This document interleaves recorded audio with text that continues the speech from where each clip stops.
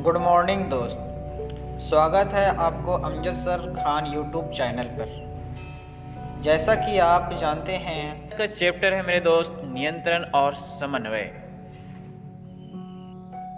यहाँ पे NCERT book से ही ऑब्जेक्टिव पढ़ाया जाता है जो आज हम पढ़ाएंगे, और इसके साथ थंबनेल पर लगा हुआ क्वेश्चन जैसे दिमाग कैसे काम करता है, लोग बौनापन का शिकार क्यों होते हैं, मनुष्य गुस्सा क्यों हो जाता है, और ढेर सारी इसी तरीक़ा का जानकारी इस वीडियो के अंदर आपको मिलेगा।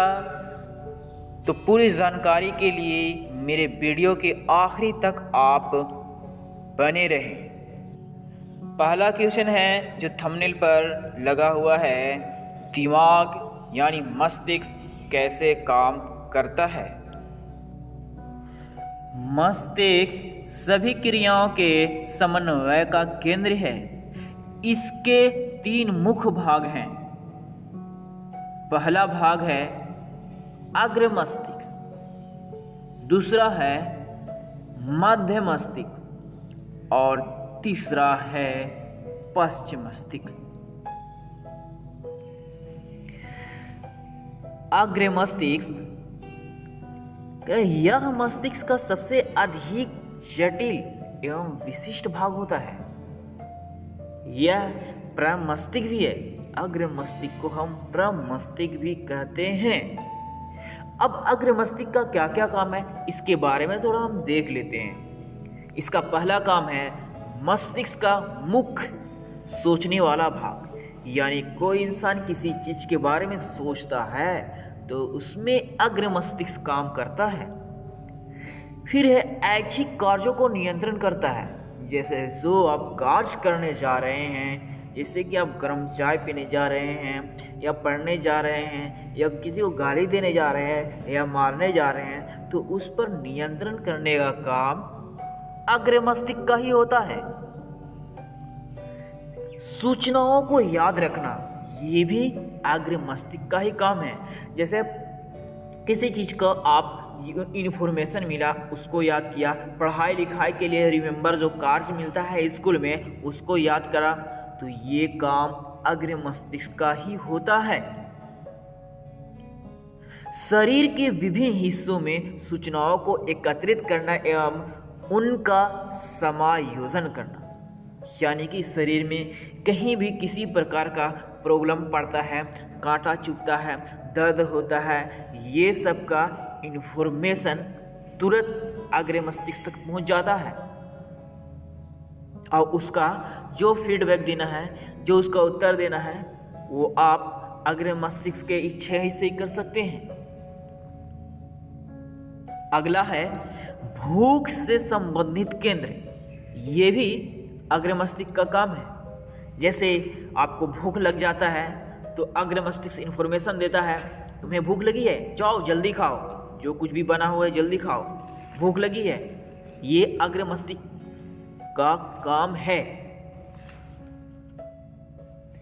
अब चलते हैं दोस्त मध्य मस्तिष्क की ओर। मध्य मस्तिष्क अनैच्छिक क्रियाओं को नियंत्रण करता है। जैसे अनैच्छिक क्रिया आपको समझ में नहीं आता होगा, तो जैसे में पुतले का आकार में परिवर्तन, आपकी आँख की जो पलक है ऊपर नीचे ऊपर नीचे ऊपर नीचे, तो आपकी इच्छाओं से नहीं होती है, ये रेगुलर कंटिन्यू होते रहता है। इसका अनैच्छिक क्रिया है। सिर में गर्दन आदि की प्रक्रिया, दर्द होना, इठलाना या घुमाना, ये आपकी इच्छाओं से नहीं होता है। दिल का धड़कना, सांस लेना, ये आपकी इच्छाओं से नहीं होता है, बल्कि ये अनैच्छिक क्रिया है। और ये सब क्रियाओं को नियंत्रण कौन करता है? तो मनुष्य का मध्य मस्तिष्क यानी बीच वाला मस्तिष्क काम करता है। अब आखिरी क्या है? आखिरी है पश्च मस्तिष्क। पश्च मस्तिष्क को भी 3 भागों में बांटा गया है। पश्च मस्तिष्क को जो 3 भागों में बांटा गया है, वो पहला भाग क्या है, गौर करके सुनिएगा मेरे दोस्त। अनुमस्तिष्क, मेंडुला पॉन्स, पश्चिम मस्तिष्क को ये 3 भागों में बांटा गया। तो अनुमस्तिष्क का क्या काम है? ये शरीर की संस्थिति तथा संतुलन बनाए या ऐच्छिक क्रियाओं पर परिशुद्धता, यानी कहने का मतलब है शरीर में संतुलन बनाना रखने का काम है। जल, ब्लड, ये सब का संतुलन, ये टेम्परेचर, ये सब का संतुलन बनाने का काम अनुमस्तिष्क का। थोड़ा कम बेसी होता है तो तुरंत अनुमस्तिष्क इन्फॉर्मेशन करता है कि तुम्हारे बॉडी में ये गड़बड़ी चल रहा है। मेंडुला का क्या काम है? ये भी अनैच्छिक क्रियाओं को नियंत्रण करता है। जैसे अनैच्छिक क्रियाओं का है का मतलब रक्तचाप, जो ब्लड है, ब्लड अनैच्छिक क्रिया चल रहा है, हम इसके ऊपर नियंत्रण नहीं कर सकते, यह अनैच्छिक क्रिया है। और वाम्स, ये भी अनैच्छिक क्रिया है जो श्वसन को नियंत्रण रखता है। वाम्स जो मस्तिष्क का भाग है, ये श्वसन को नियंत्रण रखने का काम करता है। ऑब्जेक्टिव जो आपको VVI सिर्फ इसमें बताया जाएगा, यानी आपको एकदम रट लेना है, याद कर लेना है किसी भी तरीक़ा से। मैं वादा करता हूँ कि मेरा वीडियो के अंदर ही याद हो जाएगा, तो आप मेरा पूरा वीडियो को देखें। तो पहला ऑब्जेक्टिव है कि पौधा की जैविक क्रियाओं के बीच समन्वय स्थापित करने वाले रसायन पदार्थ को क्या कहते हैं? तो इस रसायन पदार्थ को पादप हार्मोन या फाइटो हार्मोन कहा जाता है। नेक्स्ट ऑब्जेक्टिव क्वेश्चन है, पकाने वाला हार्मोन किसे कहते हैं? तो दोस्त, फलों को पकाने में एथिलीन यौगिक का योगदान होता है, जो कि पौधे में मेथिलीन अमीनो अम्ल होता है, जिसके द्वारा फल तंत्रिका से मिलकर न्यूरॉन का ही निर्माण होता है। तंत्रिका। अगला क्वेश्चन है, प्रत्येक न्यूरॉन में एक तारकार कोशिका होता है, उसे क्या कहते हैं? तो उसे कहते हैं साइटॉन। क्या कहते हैं दोस्त? साइटॉन। नेक्स्ट क्वेश्चन है, एक सन के चारों तरफ श्वेत चर्बीदार पदार्थ का एक आवरण होता है, उसे क्या कहते हैं? एक शॉन के चारों तरफ श्वेत चर्बीदार पदार्थ का एक आवरण होता है, उसे क्या कहते हैं? तो दोस्त, उसे मेंडुला या माइलिन शीथ कहते हैं। मेंडुला या माइलिन शीथ कहते हैं। लोग बौनापन का शिकार क्यों होते हैं? ये थंबनेल का दूसरा क्वेश्चन है, तो इसे जानने के लिए मेरे वीडियो को आखिरी तक देखें। तो दोस्त, यह समस्या अनुवांशिक होता है, यानी बौनापन का शिकार है सो अनुवांशिक है, यानी पीढ़ी दर पीढ़ी होता है। जब किसी माँ बाप या उसके पिता या माँ मतलब कि नाटी होंगे, यानी कि बौने होंगे, तो उसका आने वाला जनरेशन में बेटा नाटा होगा या बेटी नाटी होगी। ठीक है, कह रहा है इसमें एक GSR3 नामक जीन में बदलाव से हड्डी की वृद्धि नहीं होने के कारण बौना हो जाता। ठीक है, FGFR3 नामक जीन के बदलाव से हड्डी की वृद्धि रुक जाती है, जिसके कारण वो बौनापन हो जाता है। तो बौनेपन की पहचान बाल्यावस्था में बच्चे के विकास की गति और लक्षण से की जाती है, क्योंकि बच्चे ही में पता चल जाता है, बच्चा का वृद्धि थोड़ा कम होने लगता है तो लोग बौनापन का शिकार हो जाते हैं। जब बच्चे की लंबाई उम्र के अनुसार ना होकर बहुत ही धीमी गति से हो तो यह भी बौनेपन का एक लक्षण होता है। और उस मनुष्य में वृद्धि हार्मोन नहीं होता है।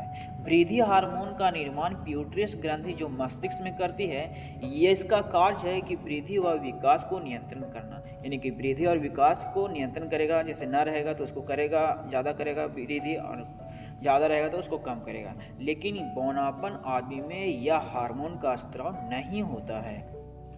नेक्स्ट क्वेश्चन है ऑब्जेक्टिव का, क्यूरी लोब चपटी तथा लंबवत कोशिकाएं की बनी होती है, इस कोशिकाओं को क्या कहते हैं? तो दोस्त, इस कोशिकाओं को स्वान कोशिका कहते हैं।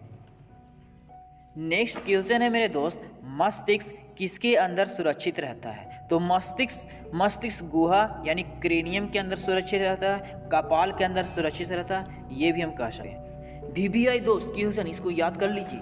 मस्तिष्क का सबसे बड़ा भाग कौन है? सेरिब्रम। ये पूछा हुआ बोर्ड में आया हुआ क्वेश्चन है, मिला लीजिएगा। मस्तिष्क का सबसे बड़ा भाग कौन है? तो सेरिब्रम। मास्टर ग्रंथि किसे कहते हैं? तो दोस्त मास्टर ग्रंथि पॉपुलर है। मास्टर ग्रंथि प्यूटरस ग्रंथि को कहते हैं जो मस्तिष्क में बनता है।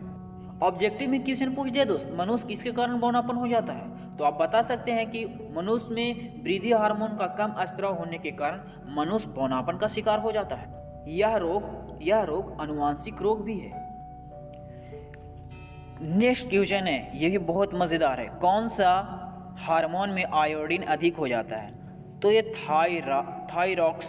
थायरॉक्सिन जो हार्मोन है इसमें आयोडीन की मात्रा अधिक हो जाती है। वृषण द्वारा स्त्रावित हार्मोन को क्या कहते हैं? तो वृषण द्वारा यानी जो हाइड्रोसिल हम लोग कहते हैं ना, उसी को हम लोग वृषण भी कहते हैं। तो वृषण द्वारा स्त्रावित हार्मोन को क्या कहते हैं? तो एंड्रोजेंस कहते हैं। उसको क्या कहते हैं? एंड्रोजेंस कहते हैं। नेक्स्ट क्वेश्चन है दोस्त कि वृद्धि और चतुराई का केंद्र है। कौन है वृद्धि और चतुराई का केंद्र? तो वृद्धि और चतुराई का केंद्र सेरिब्रम को कहा जाता है, जो मस्तिष्क का सबसे बड़ा भाग है हमारे शरीर में। नेक्स्ट क्वेश्चन, हमारे शरीर में विभिन्न जैविक कार्यों का नियंत्रण कौन करता है? तो हमारे शरीर में विभिन्न जैविक कार्यों का नियंत्रण तंत्रिका एवं रसायनों द्वारा होता है। किसके द्वारा होता है दोस्त? तंत्रिका एवं रसायनों द्वारा होता है। 17वां क्वेश्चन है कि एक्सिस एसिड किस तरह का हार्मोन है? एक्सिस एसिड किस तरह का हार्मोन है? तो यह हार्मोन वृद्धि रोधक है। कैसा हार्मोन है? वृद्धि रोधक। नेक्स्ट क्वेश्चन और आखिरी ऑब्जेक्टिव क्वेश्चन है। बस इतना से ज़्यादा बोर्ड आपको इस लेसन से पूछेगा ही नहीं। तो आखिरी क्वेश्चन है, हार्मोन स्त्रावित होता है। तो हार्मोन स्त्रावित अंतः स्त्रावित ग्रंथि से होता है। हार्मोन किससे होता है स्त्रावित? तो अंतः स्त्रावित ग्रंथि से हार्मोन स्त्रावित होता है। दोस्त थंबनेल का लास्ट और मजेदार क्वेश्चन, मनुष्य गुस्सा क्यों हो जाता है? आखिर कारण क्या बात है किसी भी बात को लेकर जल्दी सा मनुष्य गुस्सा हो जाता है? तो इसको जानने के लिए बस मैं बता रहा हूं। तो दोस्त या जब कह सकते कि जब परिवार के लोग उन्हें खाना खाने या किसी अन्य काम के लिए जगाते हैं तो वो अक्सर खींच जाते हैं यानी चिड़चिड़ा जाते हैं, क्योंकि गुस्सा शारीरिक कमजोरी की निशानी होती है। यानी कोई इंसान जब कमज़ोर हो जाता है तो वो गुस्सा हो जाता है। वहीं उनकी बीपी हाई होने की स्थिति में वो व्यक्ति का घबराहट के साथ ही अधिक गुस्सा आने की शिकायत रहने लगती है। यानी कह सकते हैं कि ब्लड का कम होना और बीपी हाई होना और नमक की मात्रा कम होना या उसको किसी काम के लिए जल्दी जगाना, ये सब कारण से मनुष्य जल्दी